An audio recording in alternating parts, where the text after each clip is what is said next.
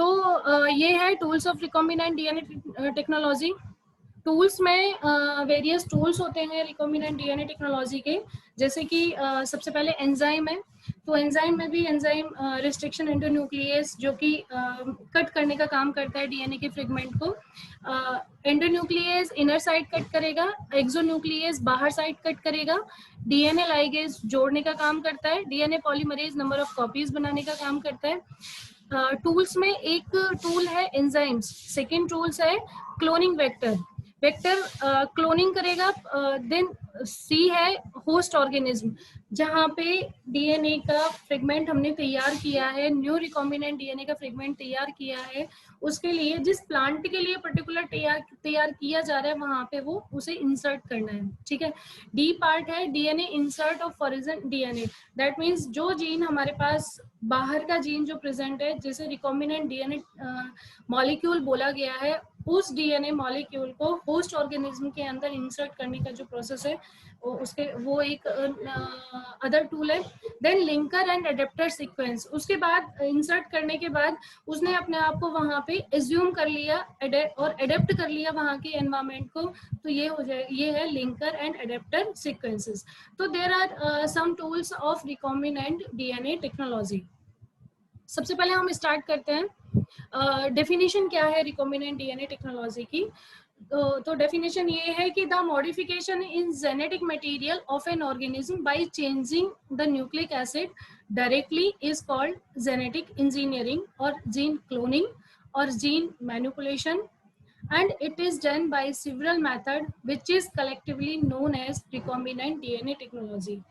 Genetic material में changes होना, modification होना, जेनेटिक किसी एक ऑर्गेनिज्म के न्यूक्लिक एसिड के चेंज होने से जेनेटिक मटेरियल में चेंजेस होना जेनेटिक इंजीनियरिंग कहलाता है, या जीन क्लोनिंग कहलाता है, या जीन मैनिपुलेशन कहलाता है। ये कुछ मेथड्स के थ्रू होता है। जिन मेथड्स के थ्रू होता है उस मेथड्स को रिकॉम्बिनेंट डीएनए टेक्नोलॉजी कहते हैं।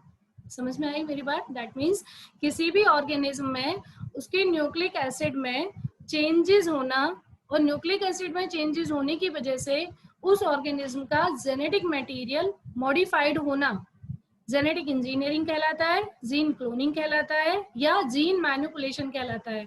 और ये gene cloning, gene engineering, gene manipulation कुछ मेथड्स के थ्रू होता है, उन मेथड्स को रिकॉम्बिनेंट डीएनए टेक्नोलॉजी कहते हैं। आगे बढ़ते हैं। There are some tools of recombinant DNA technology. सबसे पहले टूल्स मतलब किसी रिक्वायरमेंट है उस रिकॉम्बिनेंट डीएनए टेक्नोलॉजी को परफॉर्म करने के लिए। So a number of specific enzymes are utilized to achieve the objective of recombinant DNA technology. ये जैसे कि रिस्ट्रिक्शन एंडोन्यूक्लियेज। रिस्ट्रिक्शन एंडोन्यूक्लियेज ये एक इम्पोर्टेंट टूल है रिकॉम्बिनेंट डीएनए मॉलिक्यूल का, जो कि जो डीएनए का मॉलिक्यूल है उस पर कट लगाने का काम करता है। रिस्ट्रिक्शन एंडोन्यूक्लियेज स्पेसिफिक साइट पर कट लगाता है।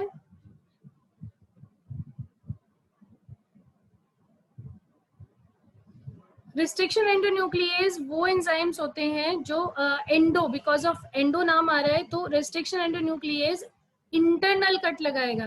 ठीक है, डीएनए के स्ट्रैंड में इंटरनल कट लगाएगा, या विद इन नियर और स्पेसिफिक साइट्स पर कट लगाएगा, जिसे रिकॉग्निशन साइट कहते हैं। उस साइट पर कट लगाएगा जहां उसे जहां रिकॉग्नाइज करेगा कि यहाँ न्यूक्लियोटाइड का सीक्वेंसेस प्रेजेंट है, वहां पे कट लगाता है ये। तो रिकॉग्निशन साइट या रिकॉग्निशन सीक्वेंस या रेस्ट्रिक्शन साइट्स पर जो डीएनए का एंडोन्यूक्लियस होता है वो कट लगाता है। Such recognition sequence are specific for each restriction enzyme. जो रिकॉग्निशन सीक्वेंसेस होते हैं वो स्पेसिफिक होते हैं रिस्ट्रिक्शन एंजाइम्स के लिए। Restriction endonuclease enzyme are the first necessary for recombinant DNA technology. ऐसे समझो इसे, कोई भी हमारे पास एक बाहर का प्लांट है, ठीक है, कोई भी एक प्लांट है, उस प्लांट की ग्रोथ अच्छी है, उस प्लांट का इकोनॉमिक इंपॉर्टेंस अच्छा है, उस प्लांट का सीड अच्छा है। हम ये चाह रहे हैं कि उस प्लांट का डीएनए लें और उस डीएनए को निकाल के दूसरे प्लांट में ट्रांसफर करें, जो कि ना तो रेजिस्टेंसी शो कर रहा है किसी पैथोजन या किसी इन्फेक्शन के लिए, बहुत ज्यादा सेंसिटिव है, बहुत ज्यादा नुकसान पहुंच रहा है उसे, एनवायरमेंटली भी नुकसान पहुंच रहा है, और दूसरा उसका सीड का इकोनॉमिक इंपॉर्टेंस भी अच्छा नहीं है। तो हम क्या काम करेंगे कि जो हमारे पास डीएनए का मटेरियल है बाहर वाले प्लांट का, जिस प्लांट की सारी चीजें अच्छी हैं उसका हमें डीएनए एक्सट्रैक्ट करना है, डीएनए का मटेरियल निकालना है। तो डीएनए के मटेरियल को निकालने के लिए सम प्रोसेस होते हैं, कुछ टूल्स होते हैं जिन्हें टूल्स बोला गया है। सबसे पहले उसमें हमने एंजाइम यूज किया, रिस्ट्रिक्शन एंडोन्यूक्लियेज। अगर हम एंजाइम यूज करते हैं तो वो पर्टिकुलर साइड से उस डीएनए के फ्रेगमेंट को कट करने का काम करता है, ठीक है। जब वो कट करने का काम करेगा तो फर्स्ट टूल होगा रिकॉम्बिनेंट डीएनए टेक्नोलॉजी का restriction एंडोन्यूक्लियेज। The presence of restriction enzyme was first to be reported by W. Arber in the year 1962. W. Arber के द्वारा 1962 में सबसे पहले restriction enzyme की प्रेजेंसी को देखा गया। उन्होंने देखा कि जब डीएनए इंट्रोड्यूस होता है होस्ट बैक्टीरियम में तो वो छोटे छोटे पीसेस में डिवाइड हो जाता है, ठीक है। इसलिए उन्होंने रिस्ट्रिक्शन एंजाइम की प्रेजेंसी के बारे में बताया। उन्होंने कहा कि ये रिस्ट्रिक्शन एंजाइम की प्रेजेंसी की वजह से होता है। तो first true restriction enzyme isolate किया गया 1970 में।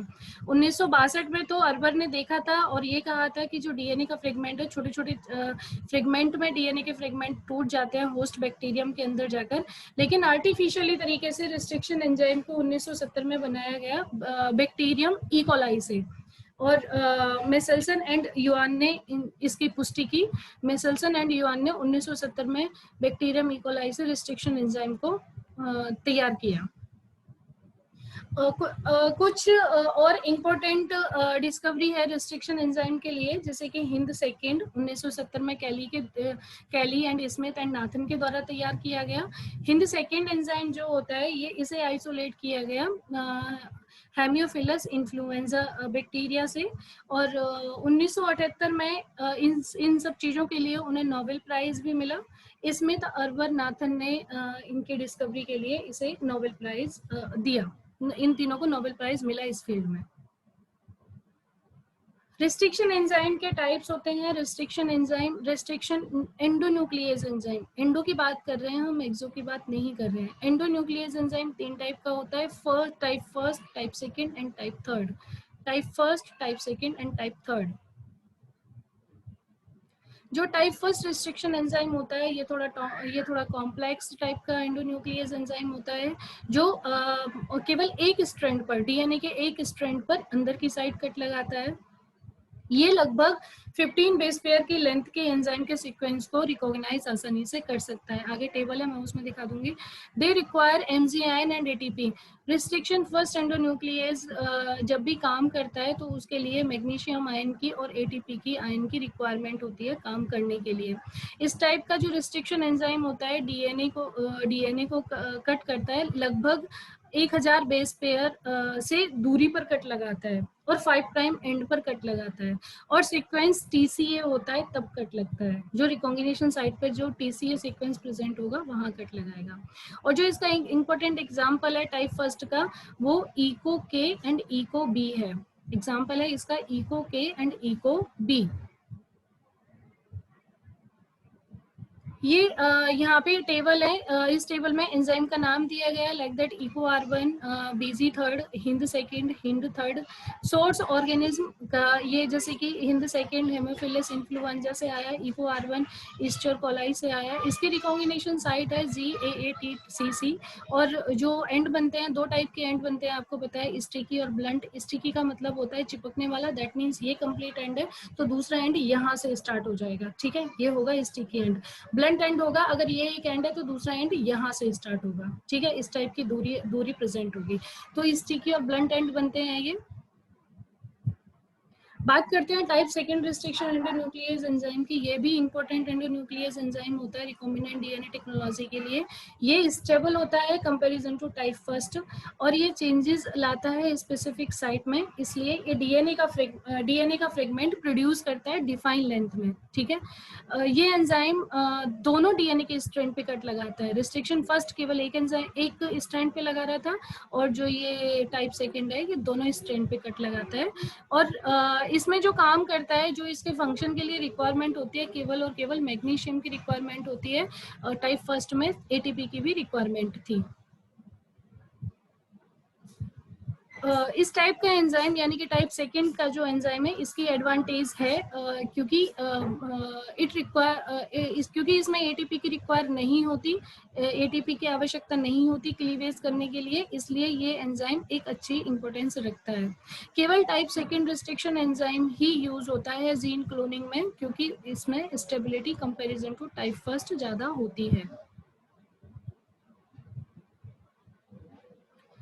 जो रिकॉग्निशन सीक्वेंसेस होते हैं type second restriction endonuclease enzyme के लिए, वो पैलिंड्रोमिक सीक्वेंसेस बनाते हैं। पैलिंड्रोमिक सीक्वेंसेस बनाते हैं जो कि रोटेशनल सिमिलैरिटीज में सिमेट्री में होते हैं। पैलिंड्रोमिक सीक्वेंसेस दैट मींस उल्टा सीधा एक समान, उल्टा सीधा एक समान, जैसे कि MADAM पैलिंड्रोमिक सीक्वेंस बनता है। एक साइड से पढ़ो तो भी एक जैसा पढ़ोगे आप, दूसरे साइड से पढ़ो तो भी एक जैसा पढ़ोगे। ठीक है, उल्टा सीधा एक समान, इस टाइप से पैलिंड्रोमिक सीक्वेंसेस बनते हैं। The base sequence first half of the one strand DNA is the mirror image, that means mirror image होती है सेकेंड हाफ की। Important example type second restriction endonuclease का Hin F Eco R1, PVU second, ALU first and HAE third.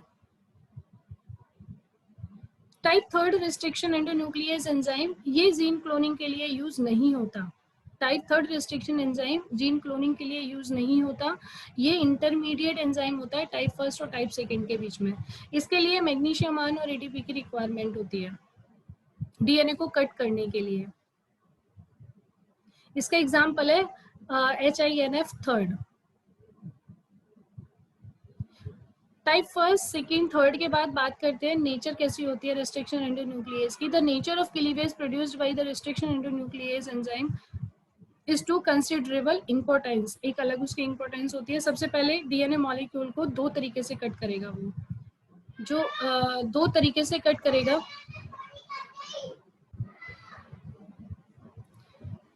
दो तरीके से ये cut करता है, जैसे कि बहुत सारे रिस्ट्रिक्शन एंजाइम दोनों स्ट्रैंड पर कट लगाते हैं सेम पॉइंट पर, जहां पर रिकॉम्बिनेशन साइट प्रेजेंट होती है। As a result the type of cleavage DNA fragment blunt end are generated. दोनों टाइप से, दैट मीन्स एक तो ब्लंट एंड बनाता है, दूसरा स्टिकी एंड बनाता है। स्टिकी एंड जैसे कि चिपकने वाला, जहां से एक डीएनए का फ्रेगमेंट खत्म होने से पहले ही दूसरे डीएनए का फ्रेगमेंट वहां पे आकर ऐड हो जाएगा। और ब्लंट एंड में जैसे ही पहले फर्स्ट डीएनए का फ्रेगमेंट खत्म होगा, तभी दूसरा डीएनए का फ्रेगमेंट स्टार्ट होगा।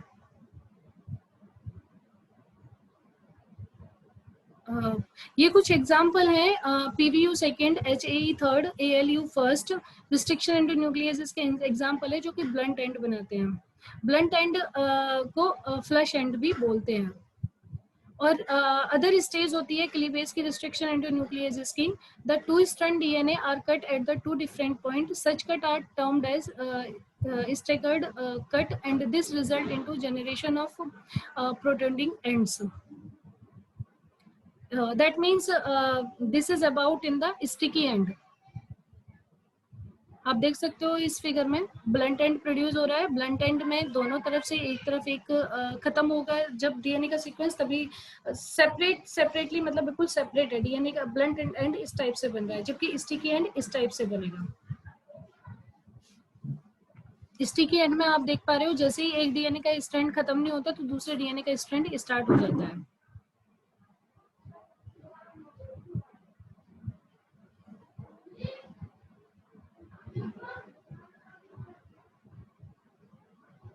बात करते हैं सेकेंड एग्जाइम की, एंजाइम एक्सोन्यूक्लियस एंजाइम की। एक्सोन्यूक्लियस एंजाइम न्यूक्लियोटाइड को रिमूव करता है एक एंड से और न्यूक्लिक एसिड के मॉलिक्यूल से। Exonuclease molecule nucleotide from 5 to end prime of a DNA molecule, 5 से 3 प्राइम के डीएनए मॉलिक्यूल पर कट लगाने का काम करता है। इसमें इंटरनल कट ये कभी भी नहीं लगाता। एक्सोन्यूक्लियस में आप देख पा रहे हो 5 टू 3 प्राइम पे कट लगाएगा और न्यूक्लियोटाइड के सीक्वेंस के बेस पर कट लगाएगा। रिकॉम्बिनेंट डीएनए टेक्नोलॉजी में वेरियस टाइप के एक्सोन्यूक्लियेसेस होते हैं जो काम करते हैं, लेकिन लाइक दैट एक्सोन्यूक्लियस बाल 31, E coli exonuclease third, lambda exonuclease ये इम्पोर्टेंट है। एक्सोन्यूक्लियस बाल 31 डीएनए फ्रेगमेंट को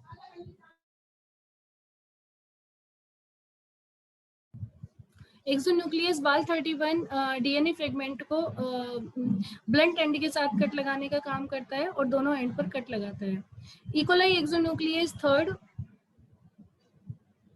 E coli exonuclease third 3 prime and पर कट लगाता है, क्योंकि इसमें न्यूक्लियोटाइड को रिमूव करने की कैपेबिलिटी होती है 3OH प्राइम से, डीएनए के 3OH प्राइम से न्यूक्लियोटाइड को रिमूव करने की कैपेबिलिटी होती है। लैम्डा एक्सोन्यूक्लियस 5 एंड पर कट लगाता है डीएनए के मॉलिक्यूल के, न्यूक्लियोटाइड को 5 टर्मिनस से एंड करता है, क्योंकि डीएनए का लीनियर डीएनए का मॉलिक्यूल प्रेजेंट होता है। नेक्स्ट एग्जाम की बात, एंजाइम एक्सोन्यूक्लियस एंडोन्यूक्लियस के बारे में बता दिया। अब बात करते हैं डीएनए लाइगेज की। जो इन एंजाइम का डीएनए लाइगेज का एंजाइम का फंक्शन है वो है दो डीएनए के फ्रेगमेंट को जोड़ने का काम। ठीक है, कैसे जोड़ेगा? फॉस्फोडाइएस्टर बॉन्ड का सिंथेसाइज करके फॉस्फोडाइएस्टर बॉन्ड बनाएगा, जिससे दो डीएनए के फ्रेगमेंट एक दूसरे के साथ जुड़ जाएंगे। ये रिपेयर करता है डीएनए डबल हेलिक्स को, जहाँ पे कट लगा हुआ होता है उसे रिपेयर करने का काम करता है। और रिकॉम्बिनेंट डीएनए टेक्नोलॉजी में डीएनए लाइगेज एक इम्पोर्टेंट रोल प्ले करता है। दोनों न्यूक्लियोटाइड के बीच में एक कट फॉस्फोडाइएस्टर बॉन्ड के थ्रू एक बॉन्ड बनाने का काम करता है। इस डीएनए लाइगेज को मॉलिक्यूलर ग्लू भी हम कहते हैं। डीएनए लाइगेज का जो दूसरा नाम है, it is a like that molecular glue. Then DNA polymerase, ये एंजाइम न्यू कॉम्प्लीमेंट्री डीएनए के स्ट्रैंड बनाता है जो ऑलरेडी प्रेजेंट डीएनए और आरएनए के टेम्पलेट होते हैं उनके साथ। ये डीएनए पॉलीमरेज एंजाइम एक इम्पोर्टेंट टाइप का एंजाइम है जो कि रूटीनली जेनेटिक इंजीनियरिंग में यूज हो रहा है। डीएनए पॉलीमरेज एंजाइम इकोलाई से भी आप बना सकते हो और फ्रेगमेंट भी आप किन्यू फ्रेगमेंट, ये एक लार्ज प्रोटीन फ्रेगमेंट है जो कि आरएनए पॉलीमरेज इकोलाई से बनता है।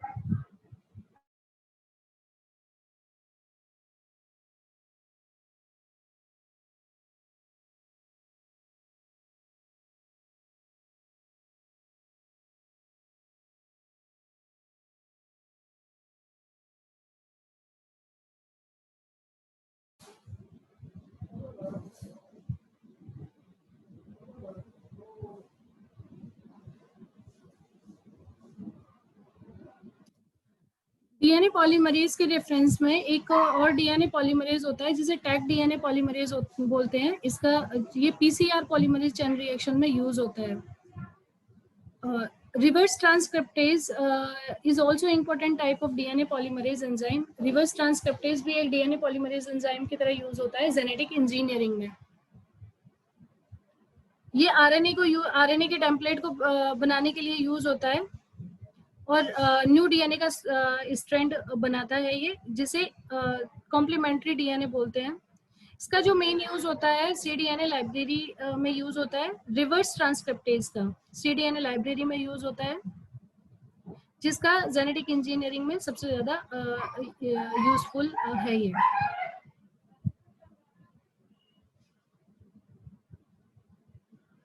टर्मिनल डीऑक्सी न्यूक्लियोटाइडल ट्रांसफरेज एंजाइम, जैसे कि डीएटीपी, डीजीटीपी, आईपी, डीसीटीपी, इन सब का यूजेस ब्लंट एंडेड फ्रेगमेंट बनाने में होता है और साथ ही ये पीसीआर में भी रोल प्ले करते हैं। Alkaline phosphatase enzyme, alkaline phosphatase enzyme phosphate group को रिमूव करेगा डीएनए मॉलिक्यूल के 5 प्राइम से। Polynucleotide kinase enzyme, polynucleotide kinase enzyme phosphate group को ऐड करेगा 5 टर्मिनस पर डीएनए के मॉलिक्यूल पे। बात एंजाइम्स के बाद बात करते हैं हम क्लोनिंग वेक्टर्स की। एंजाइम का रोल प्ले करने के बाद जो सेकंड टूल है वो है क्लोनिंग वेक्टर।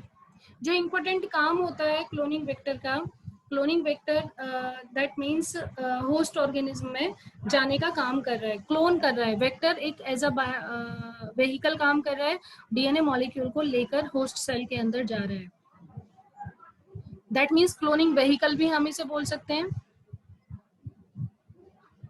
जो होस्ट सेल के अंदर डीएनए को लेके जाने का काम करता है उसे हम क्लोनिंग वेक्टर बोलते हैं।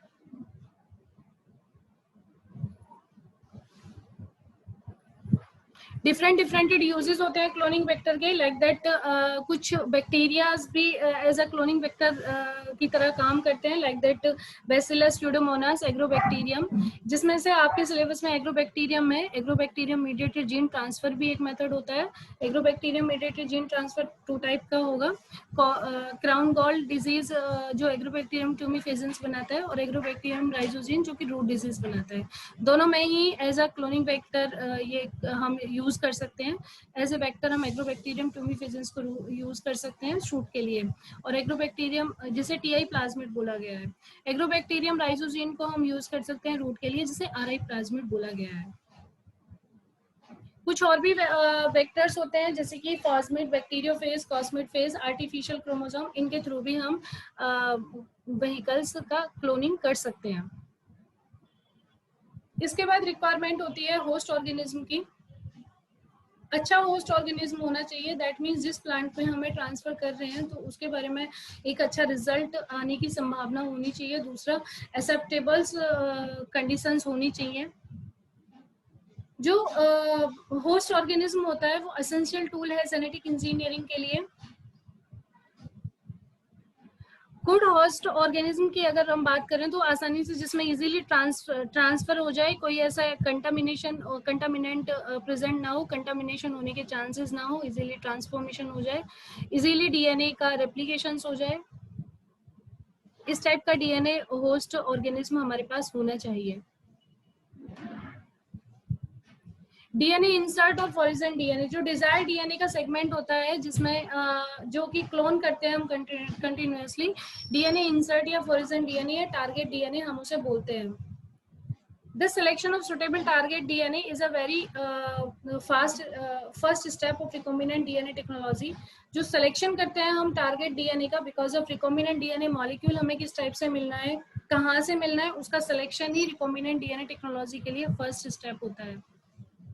टारगेट डीएनए वाइटल हो, टारगेट डीएनए किस या तो वायरल का हो सकता है, प्लांट का हो सकता है, एनिमल का हो सकता है, या बैक्टीरियल ओरिजिन का हो सकता है। अगर हमें प्लांट के अंदर ये परफॉर्मेंस देनी है तो प्लांट का बाहर का डीएनए अगर हम सेलेक्ट कर रहे हैं तो उसे हम टारगेट डीएनए बोल रहे हैं। कुछ कुछ पॉइंट्स हैं यहाँ पे डीएनए टेक्नोलॉजी को इजीली परफॉर्म करने के लिए, that means easily introduce into the vector.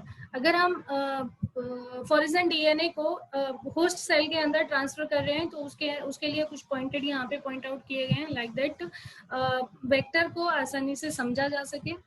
Second point है जीन बेनिफिशियल होना चाहिए कॉमर्शियल पर्पज से या रिसर्च पर्पज के लिए।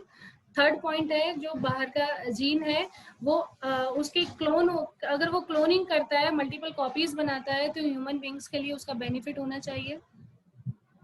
कुछ डीएनए जो जीन के अंदर रिस्पॉन्सिबल इंसर्ट करते हैं, तो जैसे अगर ह्यूमन बींग्स के लिए जो यूज किए जा रहे हैं, एंटीडोज तैयार की जा रही है, लाइक दैट इंसुलिन, और इन सब के लिए जो डोजेस तैयार किए जा रही हैं उनके बेनिफिट्स भी हमें पता होने चाहिए। Linker and adapter sequences, linker और एडेप्टर सीक्वेंसेस डीएनए मॉलिक्यूल्स होते हैं जो डीएनए फ्रेगमेंट को कट करने का जो कट किया है डीएनए का फ्रेगमेंट उसे मॉडिफाइड करने का काम करते हैं। These can be joined to the cut and hence produce modification is desired, और modified जहाँ पे कट लगाया है वहाँ पे modified करने का काम करते हैं डीएनए का मॉलिक्यूल को। कुछ केमिकली सिंथेसाइज भी लिंकर और एडेप्टर सीक्वेंसेस तैयार किए जाते हैं। लिंकर एक या एक से ज्यादा रेस्ट्रिक्शन एंडोन्यूक्लियेज पर हो सकता है, लेकिन जो एडेप्टर होते हैं वो दोनों स्टिकी एंड पर प्रेजेंट होते हैं। लिंकर में टारगेट साइट्स प्रेजेंट होती है वन और मोर रेस्ट्रिक्शन एंजाइम्स के लिए।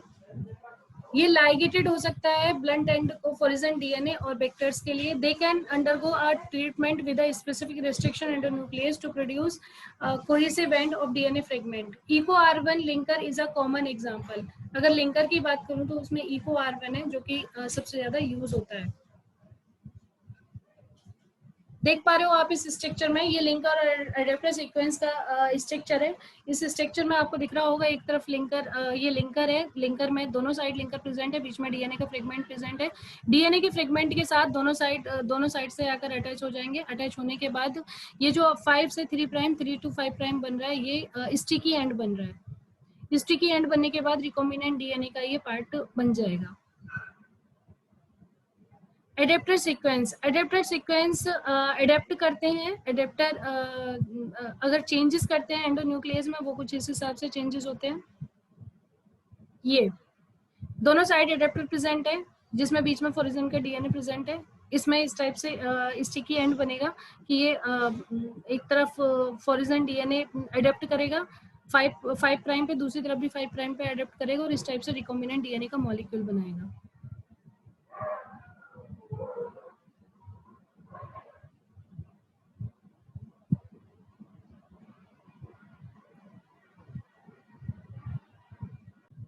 ठीक है, वो टूल्स के बारे में बताया था मैंने आपको, tools of recombinant DNA technology and these are the techniques of recombinant DNA technology. जो टेक्निक्स होती है रिकॉम्बिनेंट डीएनए टेक्नोलॉजी की, वो 2 टाइप की होती हैं। एक तो vector mediated gene transfer and non vector mediated gene transfer, जिसमें वेक्टर की रिक्वायरमेंट होती है जीन को ट्रांसफर करने के लिए रिकॉम्बिनेंट डीएनए टेक्नोलॉजी में, और जिसमें वेक्टर की आवश्यकता नहीं होती। तो इन 2 टाइप के मेथड में 2 मेथड्स अवेलेबल है, vector mediated gene transfer and direct और वेक्टरलेस डीएनए ट्रांसफर। डायरेक्ट और वेक्टरलेस डीएनए ट्रांसफर देख पा रहे हो आप। इसमें वेक्टर मीडिएटेड जीन ट्रांसफर केवल एग्रोबैक्टीरियम मीडिएटेड जीन ट्रांसफर है जो सबसे ज्यादा यूजफुल है।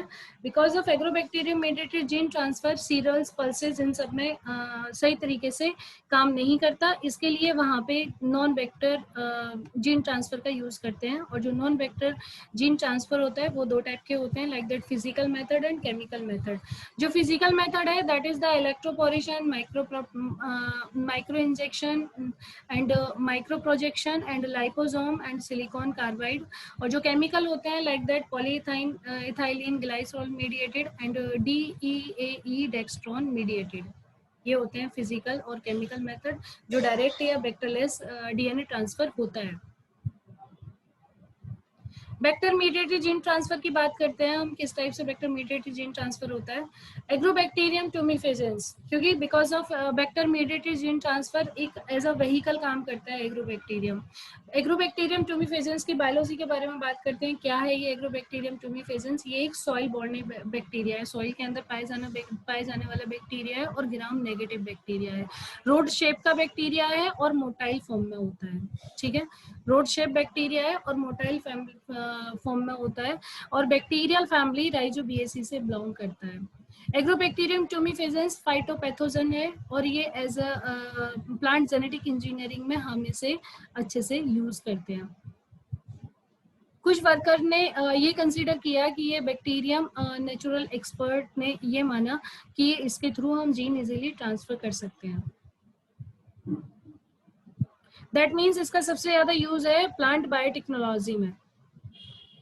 2 टाइप के 2 स्पीसीज हैं एग्रोबैक्टीरियम की। एग्रोबैक्टीरियम ट्यूमिफेजेंस जो कि क्राउन गॉल डिजीज बनाता है, एग्रोबैक्टीरियम राइजोजियम जो कि हेयरी रूट डिजीज बनाता है।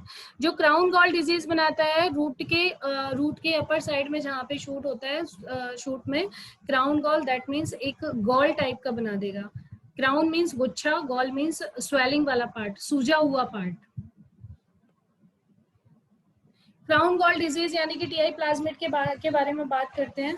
लगभग 100 साल पहले यानी कि अप्रोक्सीमेटली 1907 में स्मिथ एंड टाउनसेंड ने ये बताया कि जो बैक्टीरियम है ये एक क्राउन गॉल ट्यूमर बनाता है, जिसका एग्रोबैक्टीरियम ट्यूमिफेजेंस या तो घाव या फिर वहां के प्लांट के टिश्यू को डैमेज कर जाएगा। जैसे ही घाव क्रिएट करेगा या डैमेज करेगा वहां प्लांट के टिश्यूज को, तो वहां पर एक ट्यूमर बनना शुरू हो जाएगा। ट्यूमर की फॉर्म में कोई भी जब बहुत सारी सेल्स इकट्ठी हो जाती हैं तो ट्यूमर की फॉर्म ले लेती हैं, तो वो क्राउन गॉल जिसे बोला गया है। बैक्टीरियम प्लांट सेल के अंदर इंसर्ट करता है, कुछ फिनोलिक्स कंपाउंड्स वहां पे रिलीज करता है। वो फिनोलिक्स कंपाउंड जो घाव किया गया है उस वाली साइड पे रिलीज होते हैं और वहां पे ट्यूमर जैसी स्ट्रक्चर बनती है। देख पा रहे हो आप, इसमें एक प्लांट है जिसमें कि बाउंड जैसी स्ट्रक्चर है, यानी कि घाव जैसा कुछ बना, वहां पे वो घाव करेगा एग्रोबैक्टीरियम, जैसे ही उसने टिश्यू को डैमेज किया या बाउंड किया वहीं पे क्राउन गॉल ट्यूमर बन जाएगा। क्राउन गॉल ट्यूमर वहां पे फॉर्मेशन हो जाएगा। जो क्राउन गॉल का फॉर्मेशन होता है ये जब बैक्टीरिया रिलीज करता है कुछ फिनोलिक्स कंपाउंड को, तब क्राउन गॉल का फॉर्मेशन होता है और प्लांट सेल के साइटोप्लाज्म में ये रिलीज करता है।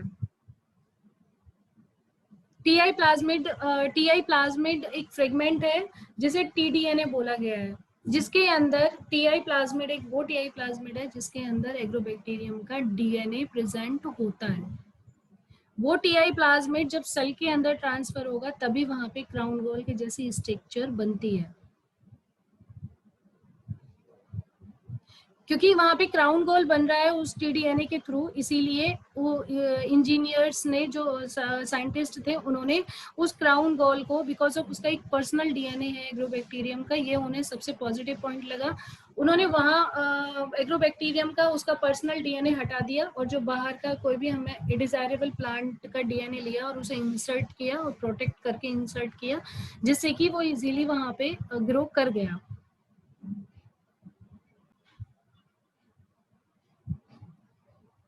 टीडीएनए जीन कैरी करता है, जो पर्सनल डीएनए होता है एग्रोबैक्टीरियम का, उसके पास जीन प्रेजेंट होते हैं जो कि प्रोटीन कोड करते हैं। जब वो प्रोटीन कोड करते हैं तो ग्रोथ हार्मोन का बायोसिंथेसिस होता है और growth hormone auxin and cytokinin होते हैं। ग्रोथ हार्मोन का बायोसिंथेसिस होने के साथ प्रोटीन को कोड करने के साथ साथ उसके पास कुछ प्लांट मेटाबोलाइट्स भी प्रेजेंट होते हैं टीडीएनए के पास। प्लांट मेटाबोलाइट्स भी प्रेजेंट होते हैं टीडीएनए के पास, जिनका नेम ओपीन्स रखा गया है।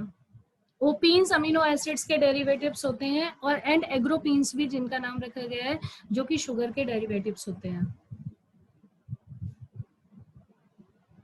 There are the octapine structure, napopine and agropine structure.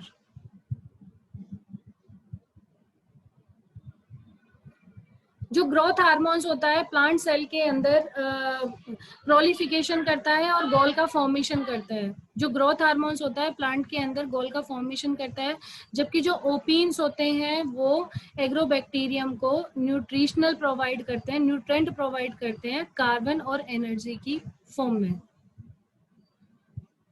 तो ओपीन और एग्रोपीन नॉर्मली प्लांट का पार्ट नहीं होते, लेकिन प्लांट के मेटाबोलाइट्स के जैसे होते हैं। वो प्लांट का पार्ट नहीं होते, वो एग्रोबैक्टीरियम का ही पार्ट होते हैं।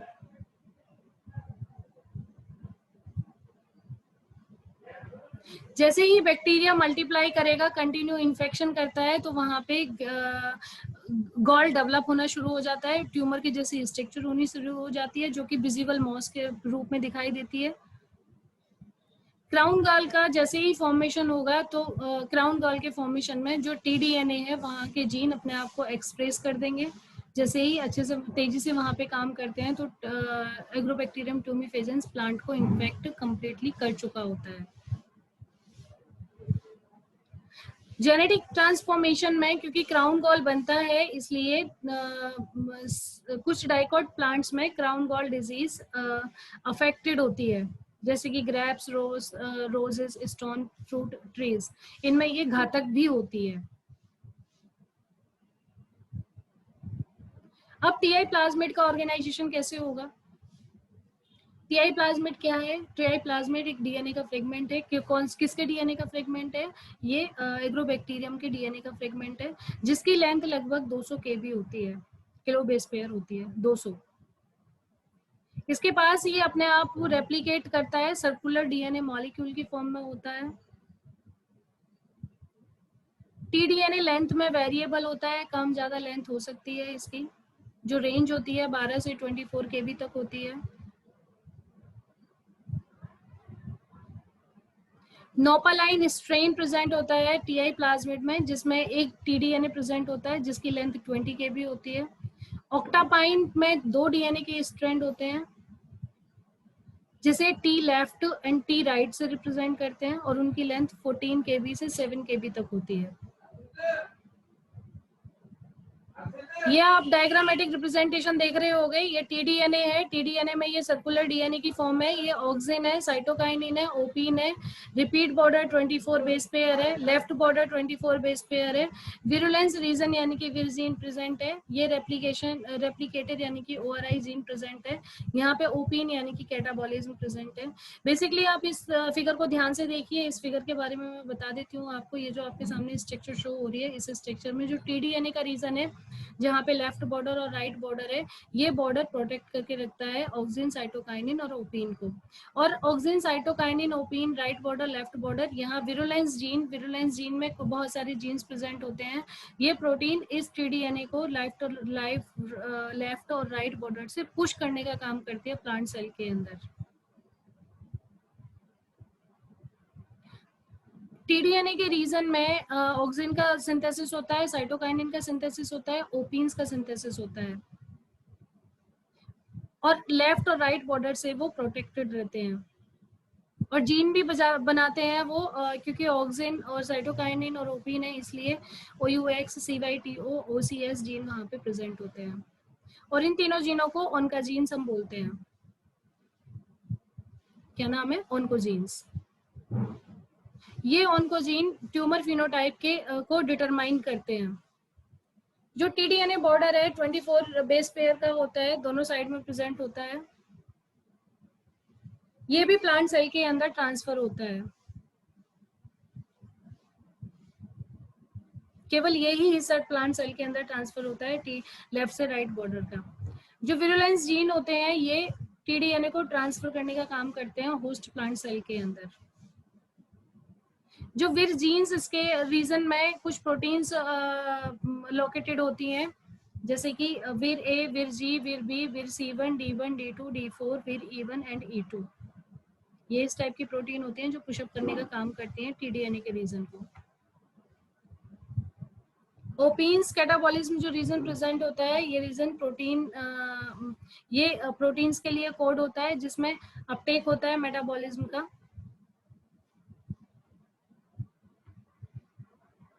देख पा रहे हो फिर से, ये ओपीन कैटाबॉलिज्म है, जहाँ ये ओपीन प्रोटीन को अपटेक करने का काम करता है। Open catabolism, replicator ORI gene, जहाँ पे रेप्लिकेशन हो रहा है। टीडीएनए रीजन में राइट और लेफ्ट बॉर्डर प्रेजेंट है। सिग्नल इंडेक्शन ऑफ एग्रोबैक्टीरियम, जहाँ पे प्लांट सेल में उसने घाव क्रिएट किया है, डैमेज टिश्यूज को डैमेज किया है, कुछ केमिकल वहाँ पे रिलीज होते हैं, केमिकल फिनोलिक्स कंपाउंड रिलीज होते हैं, और कुछ शुगर रिलीज होती है। जो ये केमिकल कंपाउंड और शुगर होती है, ये कुछ सिग्नल को पहचानती है एग्रोबैक्टीरियम के द्वारा। ये सिग्नल बायोकेमिकल इवेंट तैयार करते हैं एग्रोबैक्टीरियम के लिए, जिससे टीडीएनए को ट्रांसफर होने में हेल्प मिलती है। जो एग्रोबैक्टीरियम का प्लांट सेल के साथ जैसे ही उन्होंने जो एग्रोबैक्टीरियम ने टिश्यू को डैमेज किया था, वहां से कुछ केमिकल कंपाउंड्स निकले थे। वो केमिकल कंपाउंड्स एग्रोबैक्टीरियम को जैसे ही रीड करके जैसे ही वो अटैच होना होगा, तो वो अटैच होता है पॉलीसेकेराइड के थ्रू। कुछ क्रोमोसोमल विरुलेंस जीन भी प्रेजेंट होते हैं, जो बैक्टीरियल सेल को प्लांट सेल के साथ जोड़ने का काम करते हैं। वहीं पे विरुलेंस प्रोटीन का प्रोडक्शन होता है, जैसे ही सिग्नल प्रेजेंट होता है एग्रोबैक्टीरियम सेल में, तो प्लांट सेल अटैच होती है।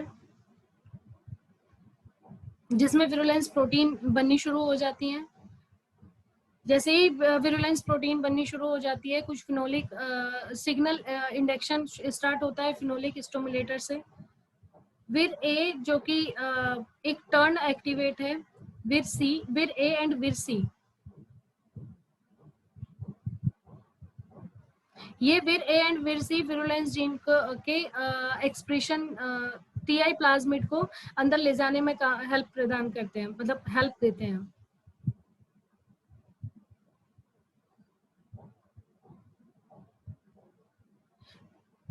टीडीएनए में राइट और लेफ्ट बॉर्डर होता है, वो D1 विर D1 या विर D2 प्रोटीन से आइडेंटिफाई किया जाता है।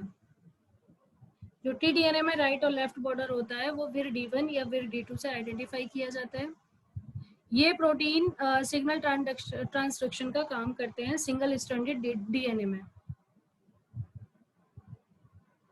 सिंगल स्ट्रैंडेड टीडीएनए विर D2 कॉम्प्लेक्स बन गया। पहले सबसे पहले विरजीन ने क्या काम किया, जो डीएनए प्रेजेंट है राइट और लेफ्ट बॉर्डर के साथ, उसे विर D2 ने आइडेंटिफाई किया। जैसे ही विर D2 एंड विर D1 ने आइडेंटिफाई किया, तो D1 ने आइडेंटिफाई करके बस उसका काम इतना ही रहा, आइडेंटिफाई कर दिया। लेकिन विर D2 प्रोटीन उस सिंगल स्ट्रैंडेड टीडीएनए के साथ उसने अपना कॉम्प्लेक्स बना लिया, टाई अप कर लिया, और साथ में फिर वहां पे विर जी जीन भी प्रेजेंट हो गया, जो कि उसके मतलब बाहर निकालने का काम करता है बैक्टीरियल सेल से प्लांट सेल के अंदर। विर जी। विर बी ने एक ट्रांसपोर्ट तैयार किया कि यहाँ से सिंगल स्ट्रैंडेड टीडीएनए विर D2 कॉम्प्लेक्स के साथ में विर जी भी है, एक रास्ता बनाया कि इसके साथ प्लांट सेल के अंदर ट्रांसफर होगा।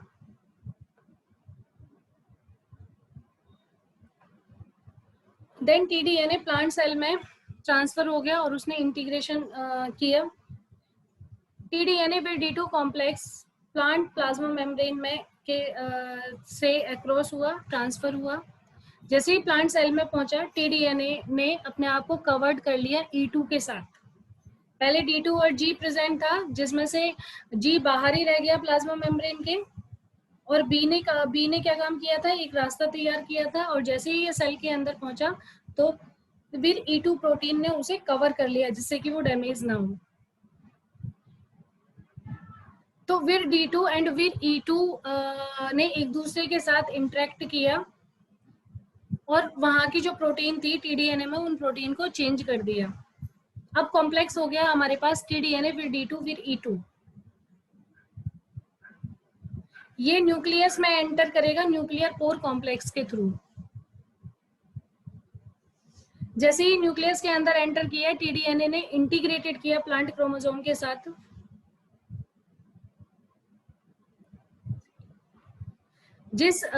इस प्रोसेस को एलिजिटिमेट रिकॉम्बिनेशन बोला गया।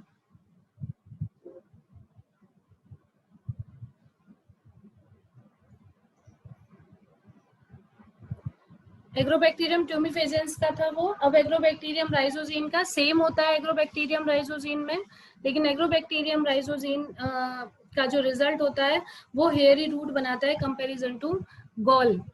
ट्यूमर नहीं बनाता, हेयरी रूट प्रोड्यूस करता है।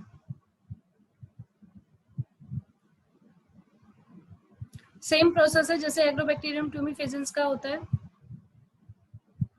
लेकिन इंपॉर्टेंस इसकी कम है।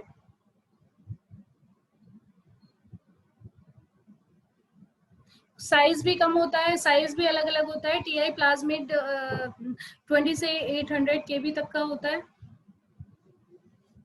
इसमें जो हेयरी रूट बनाता है उसमें ऑक्सिन और साइटोकाइनिन फाइटो हार्मोन प्रेजेंट नहीं होते।